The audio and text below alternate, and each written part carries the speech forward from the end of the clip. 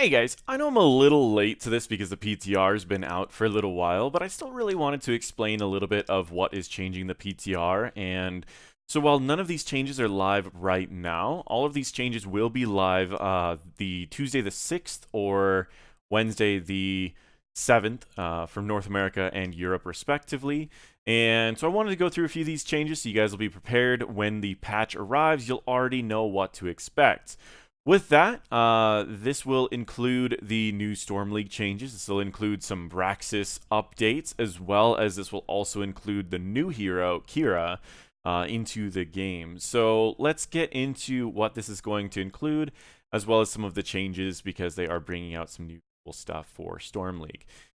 Anywho, so they are making on fire system pretty straightforward. We've seen variations of this in the game before. There's on fire around our little pictures up in the top right and top left for red team and blue team. And now they're just making it on top of the hero nameplates. That means the nameplates that you can see over your heroes. So you on every hero in the game, you're going to have your little hit radius. Then you're going to have your hero, and then you're going to have your health and your mana. And over your health and your mana is going to be like little blue sparks that'll show up if you are on fire, if you're doing really well in terms of the game mechanics or the game things. The ranked battleground rotation is being updated. We're getting All Track Pass. I'm not a huge fan of All Track Pass. I think it's a little snowbally. It's also a map that confuses a lot of people because most maps you can end the game with just by taking out one keep. This is one of those maps you almost don't ever want to try that because 40 armor is like insane trying to take that thing down. Plus it regenerates, so it's not like you can do it once, wipe, and then go back and get it the next time.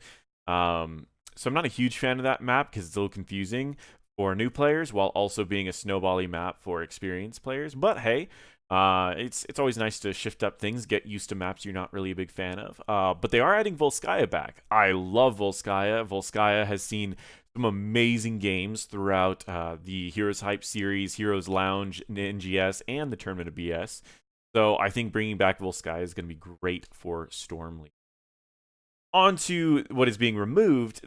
Dragonshire is pretty debated. A lot of people really like Dragonshire. I personally think it's a little bit of a confusing map for new players, only because it's one where people feel like they don't really know where they should be going. There's no real objective for people to always go to, which gets people in a playstyle of moving lane to lane with no real purpose. I personally don't think that's much of an issue. I think it's one of the standard maps that Heroes of Storm is known for. So I'm a little surprised that they are removing it from the rotation. But hey, again, one season without Dragonshire is not going to hurt anyone's feelings. Sky Temple is gone as well. One of my favorite maps as well. My only issue with Sky Temple is if you hard win the first objective of the game, you pretty much snowball for the rest of the game. So it is kind of a challenging map that can really snowball a little too far. So the full ranked battleground rotation will be All Track Pass, Battlefield of Eternity, Cursed Hollow, Garden of Terror, Hanamura, Infernal Shrines, Tomb of the Spider Queen, Towers of Doom, and Volskaya Foundry. 10 solid competitive maps, nothing too wild, nothing too crazy. Kira will be added to the game. I believe there will be a little bit of balance on Kira before she's added to the game because there was a tiny bit of testing that was done in the PTR, but if not, she is a very powerful melee assassin, which can also be used kind of as a bruiser because she has a relatively high health pool for a melee assassin. She is very, very mobile, has light sustain, and is amazing for engages while having a good amount of damage on single targets. So that is Kira, and I did a whole video on her. Feel free to check that one out. Storm League is getting some changes. Rank points are now directly mapped to a player's Storm League MMR, which means that when you win a game, you will be getting increased MMR instead of increased ranked points. Rank is no longer considered by the matchmaker, meaning that you could be a Diamond 5 with a Master player if that Diamond 5 happens to have a very similar MMR. So where you used to see this score that people would get really upset about, called like personal rank adjustment. Whenever your rank would be not close to your MMR, you would get extra points or less points to try to get you closer to your MMR. Now it's just MMR. We won't ever have that. And our hidden MMRs will no longer be hidden. We will see them, and we'll be matched based off of those MMRs. Leaving a ranked match results in 500 rank point penalty, which can slowly be regained in future matches. So if you lose or if you dodge a game, you might get bonus rank points for the next couple games until you get back those things for leaving that match. So you're less punished than what you were before, but you still are punished for dodging a game. Placement matches have been reduced from 10 to 3, while promotion and demotion games have been removed entirely, and you will seamlessly transition through ranks and divisions. The MMR range has been rebuilt and remapped to handle this. Team League banning player in rank draft selected by the highest rank of placed players, or MMR for unplaced ones. In mixed teams, placed players will have priority, meaning that if you have been placed and you are lower rank or lower MMR than someone who is unplaced, you will still get priority.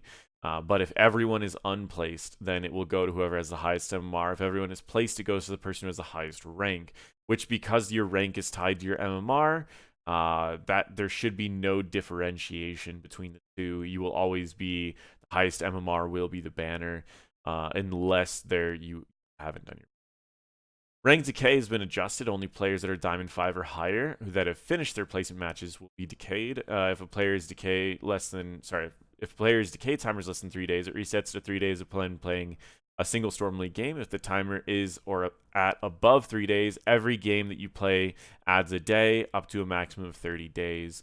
Ranked seasonal questline is now available for players. This questline will be available in each season and must be completed in order to be eligible for ranked seasonal rewards and Grandmaster leaderboards. So, for example, in order to get Grandmaster, you're not going to be able to just play like 20 games. They're going to make you need to play like 100 games to be able to get Grandmaster. In order to get the mount, you not only need to reach the rank required for the mount, but you're also going to need to play a certain amount of games or complete a certain amount of quests before you can actually get that mount. This was kind of requested because too many people were placing in Masters and then just not playing anymore, and then placing in Masters and not playing anymore. And every time that people were doing this, not only was it making it harder for people to get to the rank that they actually belonged in, but it also made it to where people were discouraged from playing ranked, which was making the ranked queues a lot longer than they should have been. So by giving people more reasons to continue playing ranked, it should make the queue times a lot faster, while also making it more likely that everyone ends up where they belong, and then they can start working on climbing from there. Brax's Holdout's getting a lot of changes. I'm going to sum up the majority of the changes in this sentence. Functionality of Brax's control points is now consistent with Dragonshire. So if you hold it as, let's say, your red team and you're holding it as red and blue tries to walk on it, if you step on it, you're going to control that until it hits the halfway point. Meaning that if you can leave someone beefy on the control point for a long period of time, like a Misha, while you're sitting someplace else, you will keep that. It does not go back to contested, just so you know. I don't actually really like this. I liked Braxis where it was at. I liked the changes they made that made it to where you could contest the point. And then I liked how they made it to where the waves were more even, personally. But hey, that's just me.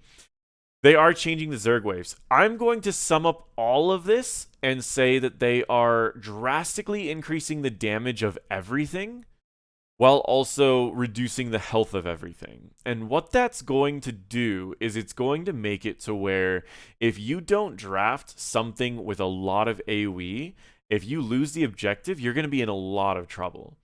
So what happened before in Braxis is you could draft a whole team that was focused on winning the objective. You can win the objective, and then you never need to worry about losing the objective or clearing because you're drafting fully to win the objective every time. While at the same time, another strategy is that you could draft to lose the objective and then just draft Siege. So like a Phoenix who just can Planet Cracker the wave, or a Ragnaros who can trait and Lava Wave whenever the wave shows up. That was one strategy that was used, and then you just draft like a Sylvanas or a Greymane, so that if you do win a team fight, you just push with that. And that was a possibility, but now it seems like if you don't draft to lose the objective, you're going to get punished very, very hard because of how strong all of these are. Not to mention, that not only are they increasing the damage that everything does, but if you don't clear them fast while attacking, Guardians and Ultralisks now spawn drop pods of 3 Zerglings and 1 Hydralisk, which can occur once every 13 seconds. So if it takes you longer and longer and longer to clear because you didn't draft to clear, you're going to have to deal with all that. So this is going to require a lot of balance. They have some developer comments about this on the reasons for it, to even out the power curve and to do all of that. And it makes, so this is, their reasons for this is they're like, oh, well, make it to where Planet Cracker and Lava Wave are less powerful, but by them increasing the damage of everything, this may adjust it. So we'll see how this change goes, and they can always just tune it to fix up the concerns that I have. Like with the experience changes, for example, myself and Zalia, we had these very specific concerns that people were losing out on a lot of soak. In fact, my first game that I played, we didn't get soak from mid lane for quite a while because we won one of the forts and our catapults kept it frozen over on the enemy side. We missed like 5 or 6 waves of soak. And Zalia said the same thing. So then they tuned it and it worked out pretty well. So my hope is that they tune it quickly. In the collection, they are adding some new things. Kira's Heroic Bundle, Warchrome Commander's Bundle, a Death Ranger Nova Bundle, Fearless, all these skins. So there's the new Kira skins and the new Nova skins. Some things to note about the new Nova skin is that the new Nova skin is limited time only. So make sure that if you like this style, you pick up this Nova skin sooner than later. So this style right here, if you like it, pick it up sooner than later. It is a very inexpensive skin, and it only changes the voice. So all the rest of the skin is going to be about the same. But if you like this style of skin, make sure to pick that up because it is limited time only. It will not be around forever. Make sure to check that out. There is also new Ripper mounts, which are those little spinny ones, and a Heldorado, which is the bike. New announcer and some new emojis and whatnot for the new hero and possibly new event, but we'll have the new Storm League going on for a while before we have another event from what I can tell anyways. Some bug fixes, nothing too crazy. Anyways, that is the PTR patch. Once again, this will be available this coming up Tuesday and Wednesday for North America and Europe, respectively. Thank you guys for checking out this video. I figured I would just throw my camera in here so it's a little bit more interesting, but if it was distracting, let me know. And feel free to check out any of my other videos.